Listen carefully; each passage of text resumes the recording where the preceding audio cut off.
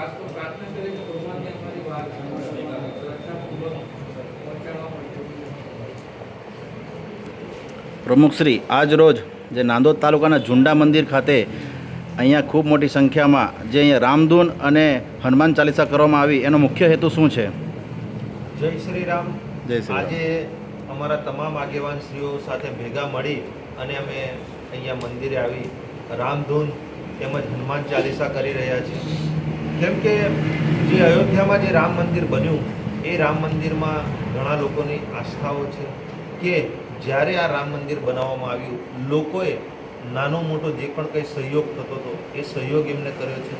સાથે સાથે અમુક લોકો એવા છે કે જેમણે જે લાખો કરોડો રૂપિયાનું દાન આપ્યું છે અને જે લોકોએ આખી જિંદગી જેમણે કમાણી કરી છે, આજે તેવા લોકોએ પણ આ રામ મંદિર નિર્માણમાં એમણે જે દાન આપ્યું છે.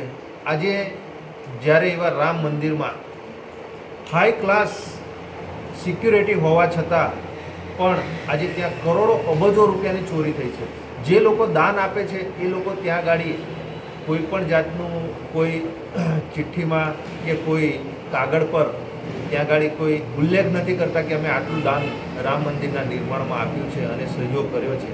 પણ તેમ છતાં જ્યારે આ ત્યાં ચોરી થઈ અને જે નામો બહાર પડ્યા એમાં ફક્ત 5 થી 6 જે ત્યાં નાના કામદારો છે, માણસો, એમના નામ ખુલ્યા છે. RSS, વિશ્વ હિન્દુ પરિષદ અને બજરંગ દળના ઘણા લોકો ત્યાં આગળ ટ્રસ્ટીઓ છે અને આ મંદિરમાં ઘણા એવા જે આગેવાનો છે એ લોકોને હાઈ પ્રોફાઇલમાં એ લોકોના નામો છે. પણ તેમ છતાં આજે જ્યારે એમના નામ ખુલ્યા છે, આજે ખૂબ જ દુઃખની વાત થાય છે. જ્યારે આ મંદિર બનાવવામાં આવ્યું ત્યારે દેશના અલગ અલગ વિસ્તારોમાંથી લોકોએ ફૂલની પાંખડીથી આ મંદિરના નિર્માણમાં રામ ભગવાનના ઘર બનાવવામાં એમણે સહયોગ કર્યો હતો.